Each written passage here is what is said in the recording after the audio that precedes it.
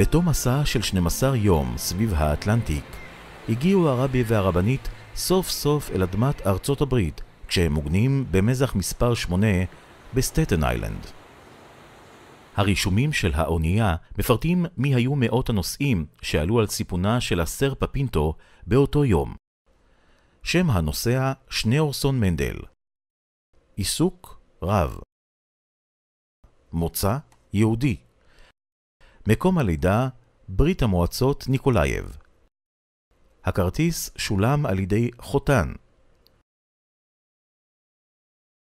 כתובת היעד יוסף שניאורסון 770 איסטרן פארקווי, ניו יורק. סימני זיהוי מזוקן.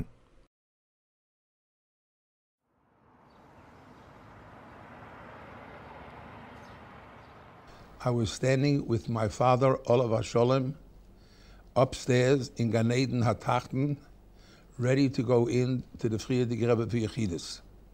Because on that night, on Chof Ches Sivan, I officially became a Talmud in Tomchei Tmimim. As we were standing outside in Gan Eden HaTachten upstairs to wait to go in, Rabbi Jacobson, Olav Hasholem, came out from the Frierdiker Rebbe, and he goes over to my father, and he says, Ramordche, the Rebbe hat gesagt, at the yeshiva soll rausgehen mit Kabelponim sein mein Nedim. Mein Nedim ist Klar Shas, Tosfos Rosh in Ran und alle chassidische druckte Svar.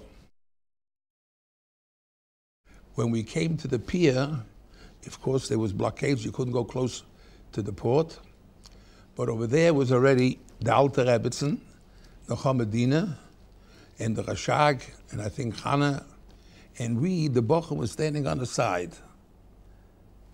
Then suddenly we see how the Rebbetzin came out, followed by the Rebbe. The Rebbe was wearing then a lightish hat and a suit, a light on a suit. Vice he gave Shalom Aleichem to everybody on that side. When it came to me, so Jacobson said, "Das is a koref." סירה לקחה אותם למנהטן, ומשם הסירו אותם ל-770 איסטרן פארקווי בברוקלין. סוף סוף הם חזרו והתאחדו עם אביהם הנערץ. תלמידי הישיבה הצעירים ציפו בדריכות לאפשרות לראות לראשונה את חתנו וביתו של הרבי. I remember very clearly how when the cars pulled up in front of 770 and the Rebbetzin Dina, the Chamadina, got out of the car and also, and of course the Rebbetzin Chaim Lushke, and how the Rebbe came out and they walked up the steps to 770. As soon as we saw them, because our class was right by the windows, so understandably that we went over to the door, which opened up to the main hallway over there, and we stood there, and as he came in, so we gave him shalom.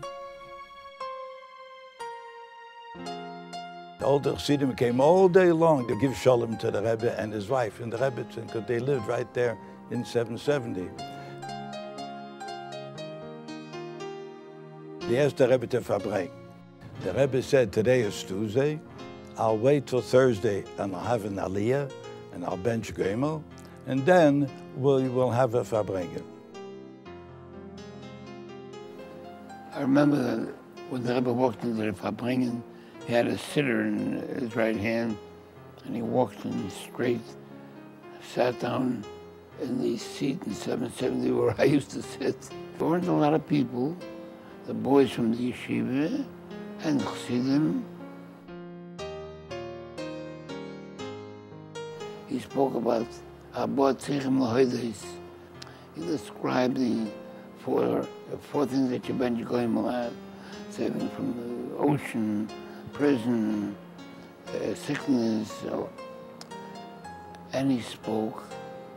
Interesting was, every time he mentioned the previous Rebbe, his voice broke, like he was about to cry.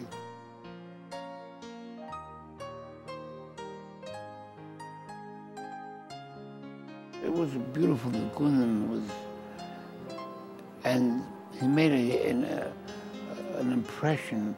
He's someone different. Then, as a matter of fact, the Miller Farbrengen, he said he's going to test the boys. They say that American boys are booking the Kute Diburim from the Frierdiker Rebbe. They started asking questions. We weren't so bad. We answered most of all questions. And then there was a discussion about Mechel was leading two opinions of how it's sung. He sang one. At that time, well, I was a teenager, a young teenager, and of course I was standing there listening, and after a short time I just couldn't understand what he was saying. It was just above me. And I was standing next to one of the very choshev Bachrim, Herschel Schusterman, who later became the Rov in Bnei Reuven Shul. I said, Herschel, I said to him, I don't understand anything. So he said, shh, neither do I. It was a tremendous impression. His b'tiyas, his quotations here and there, etc. And it's 9-3. And when he got up to walk out, his walking and his manners was something different.